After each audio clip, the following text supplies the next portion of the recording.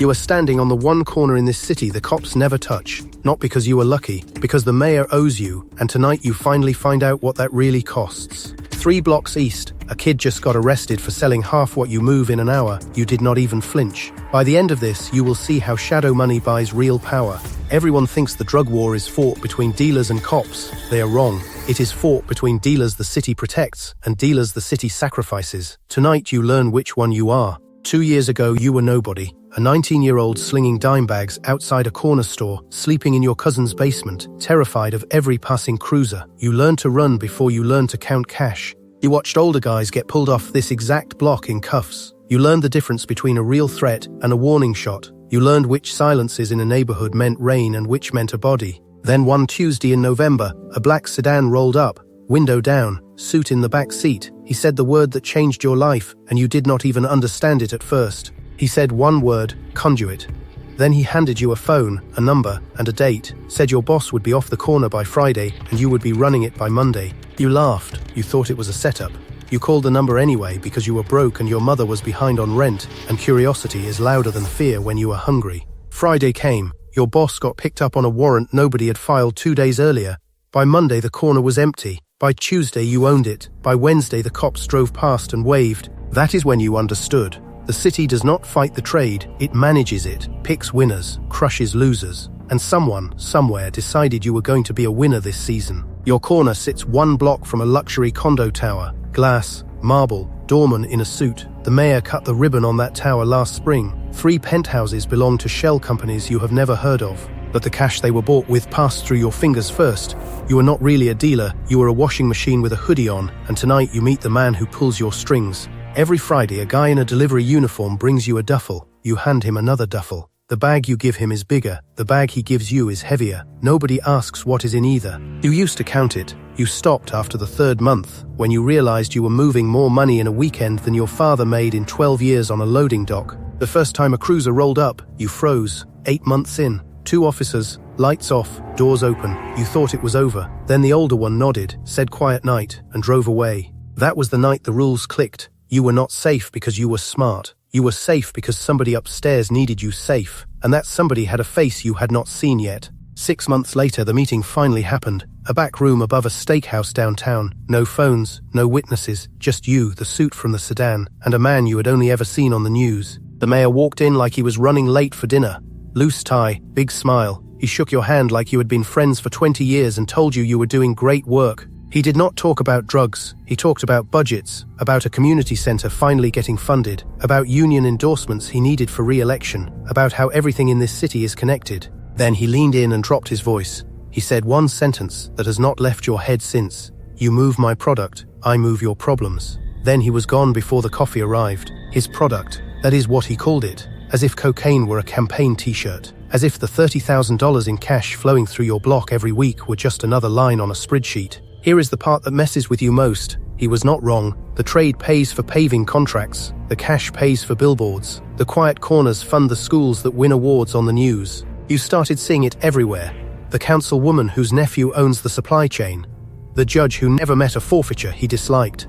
The captain whose ex-wife works for a firm with no real estate. Every system has a metabolism. This one digests the poor and excretes condos. You are a single enzyme in a body the size of a city, and the body knows your name now. But protection is not free, it never is. The cost shows up slowly, the way rust shows up on a fence. By the time you notice it, the whole thing is already orange. First it is small, a favor here. Move a man off your block because he is making the wrong people nervous. Tip a cousin in Vice about a competitor. Pass a manila envelope to a stranger in a coffee shop. Then it gets bigger. A name you used to know goes missing. A friend gets pulled over 3 times in a month. A woman from your old neighborhood asks for help and you say no because you already know who is behind it. You tell yourself you are just surviving. You tell yourself you did not make the rules. You tell yourself the cash you send your mother every month is the only honest thing about your life. None of it stops the rust. Then comes the election. They want you to push harder, move weight faster, recruit younger runners. The kid down the block whose mother works at the library, the kid with the basketball scholarship offer. They want him on payroll by next month. You say no. Quietly, you tell the suit the kid is not right for it. The suit does not argue, he just nods, writes in a little black notebook, and you do not sleep for 6 nights. 3 days later, the kid gets stopped for a busted taillight. A bag of pills shows up in his glove box that was not there an hour earlier. His scholarship evaporates by Friday. You did not pull the trigger, but you loaded the gun.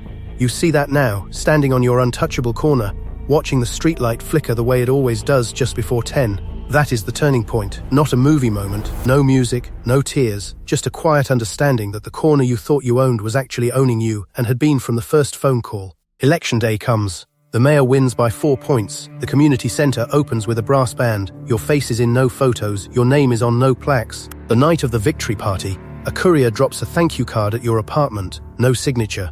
Inside is a key to a safe deposit box and an address. You do not open it for 2 weeks. When you finally open it, there is a deep stack of cash and a deed to a duplex in your mother's name.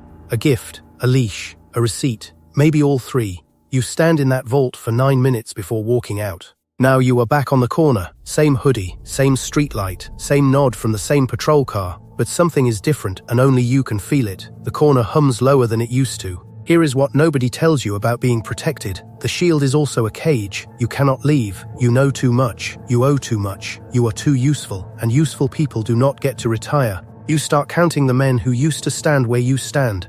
There were 6 in the last decade. 4 are in prison. 1 is dead. 1 went to Florida and was never heard from again. The math is not subtle. You try once, quietly. You start moving money out, opening a laundromat in your aunt's name 2 blocks over. The suit visits within 72 hours. He does not threaten. He just asks how the laundromat is doing, smiles. You close the laundromat by Christmas. You tell your aunt the timing was not right. She nods like she already knew. In this city, every nod carries a second meaning, and you finally speak the language.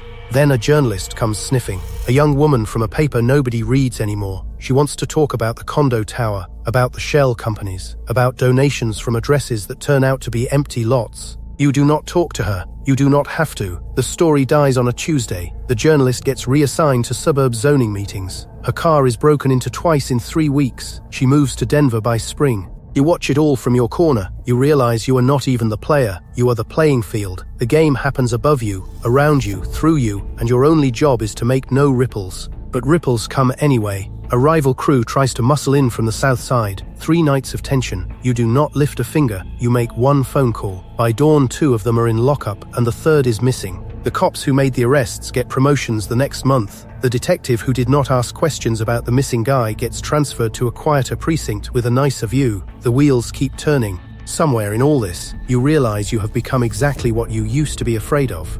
Not a dealer, not a kingpin, something older and quieter. You are a gear, a pretty polished, expendable gear. The mayor calls one more time, not in person, through the suit. He wants one more favor, help someone disappear from a list, a name you recognize, a name from your own block, 10 years back. You sit with the name for a whole night. You remember playing basketball with him in middle school. You remember his sister's wedding. You remember he loaned you $20 the week before your first paycheck. The next morning you tell the suit yes. You do not shake, you do not argue. You just nod the way you have learned to nod, the way the entire city nods at things it has decided not to see. 3 weeks later, your old friend gets a sweetheart deal in court. Charges vanish. He is free. He does not know you had anything to do with it. He probably never will. And that is the worst part. Because saving someone with this kind of power does not feel like saving them.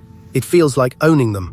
Every favor is a chain you wrap around someone else's neck. Every mercy is a deposit on a future debt. You start dreaming about the corner. In the dream, the streetlight flickers, the patrol car passes, and when you look down, your hands are made of paper, cash paper, receipts, court documents. You wake up dry-mouthed every time. And now, finally, tonight, the moment everything has been building toward, the mayor's second term is locked in, the condo tower is fully occupied, the community center has a new wing, and the suit walks up to your corner. He does not say hello, he hands you an envelope. Thicker than usual, he says one sentence. We need you to take a step back. Then he gets in the sedan, and the sedan is gone before you finish exhaling. Step back. You know what that means. The corner is being reassigned. There is a new kid down the block. 18, smart eyes, broke mother. You watched the suit talk to him last Thursday. You pretended not to notice. You are being retired. Quietly, with cash, with a deed, with a smile. Just like the men before you, the lucky ones got Florida, the unlucky ones got concrete. You have no idea yet which one you are. But here is the twist.